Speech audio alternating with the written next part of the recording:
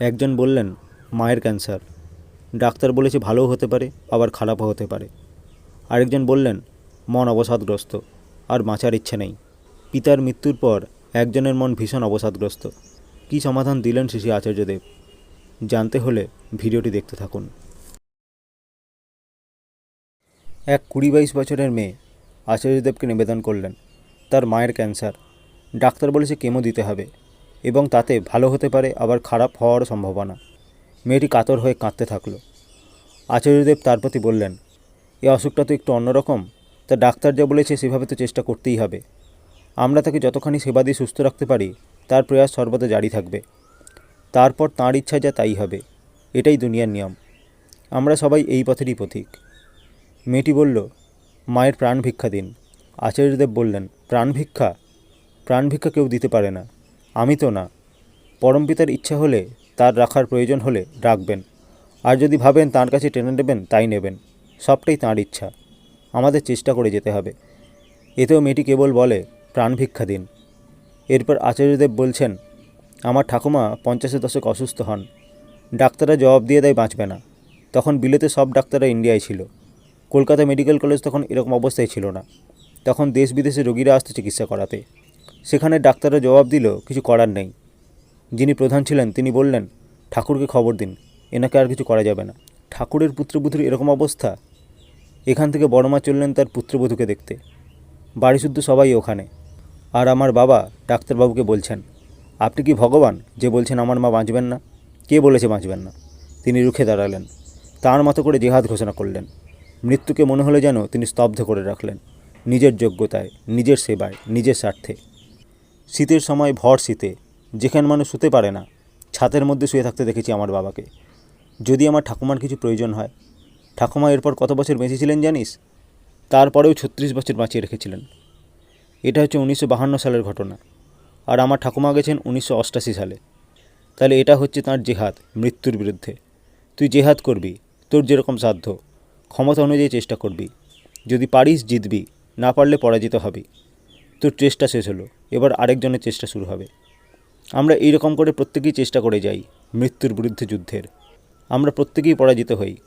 কোনো না কোনো দিন কেউ না কেউ জিততেই পারে। সেই জন্যই মন্ত্র, মরো না, মেরো না, পারো তো মৃত্যুকেই অবলুপ্ত করে দাও। মৃত্যু যে আসবেই না তা আমরা বলতে পারি না। এটা ইনএভিটেবল, তাই বলে বাস্তব। আমাদের কত ভুলভ্রান্তি হয়, তাই আমরা পরাজিত হই। মন দনমনা থাকে, মনে দ্বিধা এসে যায়। এর জন্য যুদ্ধ ঠিকমতো করতে পারে না। আচার্যদেব মেয়েটির দিকে তাকিয়ে বললেন, এগিয়ে চল, ঘাবড়ে যাস কেন? যে কদিন আমরা থাকি তোদের সাথে, বা আমাদের সাথে যারাই থাকে, তাদেরকে আমরা সুখ দিতে পারি কিনা সেটাই হচ্ছে দেখার। আমাকে নিয়ে তিনি সুখী কিনা, আনন্দে আছেন কিনা, সেটাই হচ্ছে দেখার। আমার বাবার বয়স 82 বছর। তিনি যদি আমাকে নিয়ে এক পলকও আনন্দে না থাকেন, তাহলে আমার থাকাটা কি? তিনি আমাকে ভালোবাসেন তো কী হলো আমার? তিনি আমাকে ভালোবাসেন কিনা সেটা তো আমার দেখার দরকার নাই। তাকেও ভালোবাসতে পারছি কিনা সেটাই আমার দেখার। ঠাকুর আমাকে ভালোবাসেন, এটা অনেকেই উপভোগ করেন। আমি ঠাকুরকে ভালোবাসি, এ কথা বুক বাজিয়ে ঠাকুরের পার্শ্বদেরকে কে বলেছিলেন? ঠাকুর আমাকে স্নেহ করতেন বলে ট্যাম্পার্ড হতে পারি। এই দেখুন বড়দা আমাকে সোনার হারটা দিয়েছেন, তাতে কী এমন হাতিঘোড়া হয়েছে? আমি তাকে ভালোবাসতে পেরেছি কিনা সেটাই হচ্ছে আসল কথা। সেটা নিয়েই তো আমার আসল প্রশ্ন। তুই তোর মাকে যদি ভালোবাসিস তাহলে চেষ্টা করবি, যা করলে তোর ভালো থাকাটা তিনি উপভোগ করতে পারেন। সৎসঙ্গের প্রবীণ কর্মী সুনীল করন্দা তখন শারীরিকভাবে অসুস্থ। আচার্যদেবের কাছে একজন গুরুভাইয়ের মারফত চিঠি পাঠিয়েছেন। বক্তব্য, শরীর মন অবসাদগ্রস্ত, তাঁর বাঁচবার আর ইচ্ছা নাই ইত্যাদি।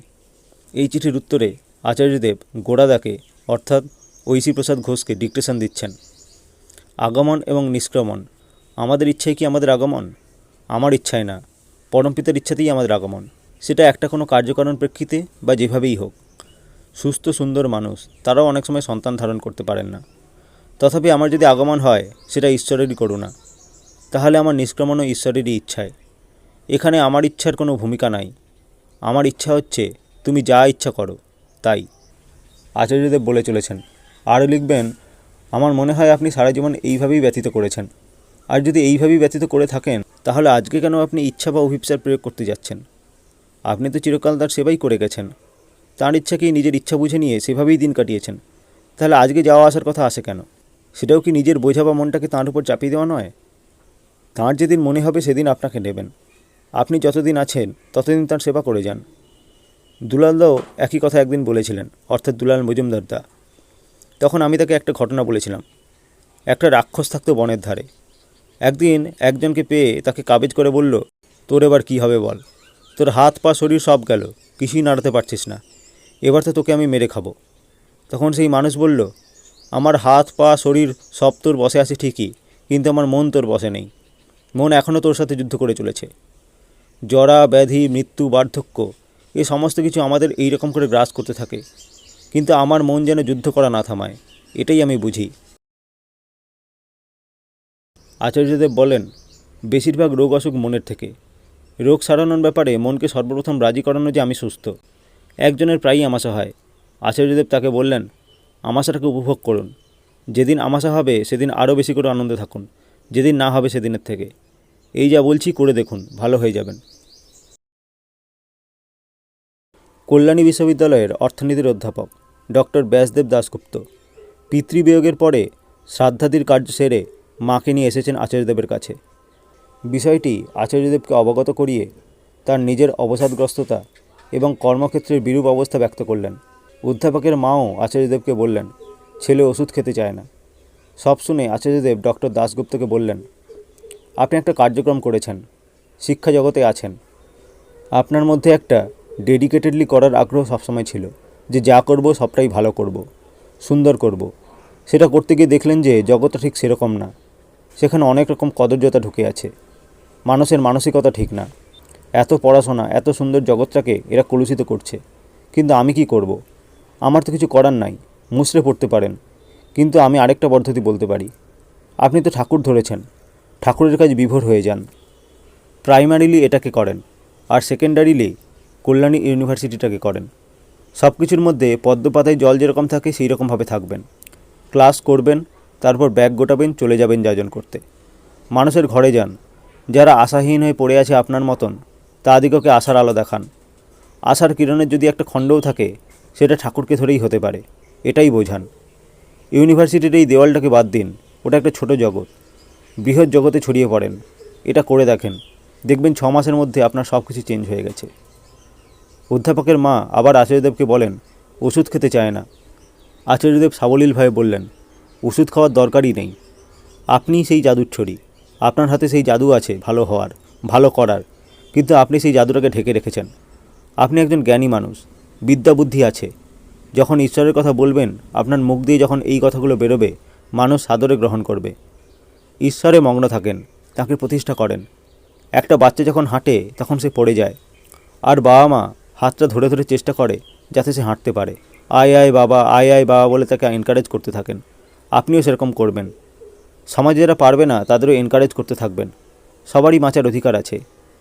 আমি অমুকের সাথে কথা বলবো, অমুকের সাথে বলবো না, এরকম ভাব ছেড়ে দিন। সবার সাথেই বলুন, যার যেখানে দরকার। আমার মুখ দিয়েই খালি পজিটিভ কথাই বেরোবে, করে দেখেন। অধ্যাপকের মা আবারও আচার্যদেবকে বললেন, ওর বাবা মারা যাওয়ায় শোকে ভেঙে পড়েছে।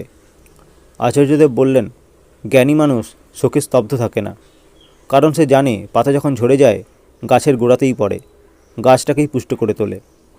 শোক মানুষকে নন্দিত করে না, মুহ্যমান করে তোলে। তাই শোক থেকে বেরিয়ে আসা ভালো। তিনি আছেন যেখানেই থাকেন। তিনি আমাকে যেরকম দেখলে সব থেকে সুখী হতেন, আমি সেইভাবেই নিজেকে তৈরি করব। যদি পিতৃতর্পণ বলা হয়, তাহলে এইটাই পিতৃতর্পণ। ডক্টর দাশগুপ্ত তাঁর এই অমীয় আশীর্বাদ মনোযোগ সহকারে শুনলেন। পরে বললেন, আরেকটা নিবেদন, মায়ের হাঁটু ব্যথা সারিয়ে দিন। আচার্যদেব সহাস্যে বললেন, আমি বলি কি, আপনার মায়ের হাঁটু ব্যথা থাকুক, আর আপনি সেটাকে নিরাময় করতে লেগে থাকেন। একটা চিন্তা থাকা দরকার। আমার মনে হয় মানুষের একটা চিন্তা থাকলে তাতে ভালোতে আবদ্ধ থাকে। রামকৃষ্ণদেবকে জিজ্ঞাসা করছে একজন, আপনি হুঁকো খান কেন? বললেন, এই হুঁকোটা আমাকে টেনে রাখে তোদের কাছে। এরপর আচার্যদেব একটু মিষ্টি হাসলেন। সূত্র আলোচনা ডিসেম্বর 2022। আলোচনার 75 বছর পূর্তির প্রথম ইস্যু।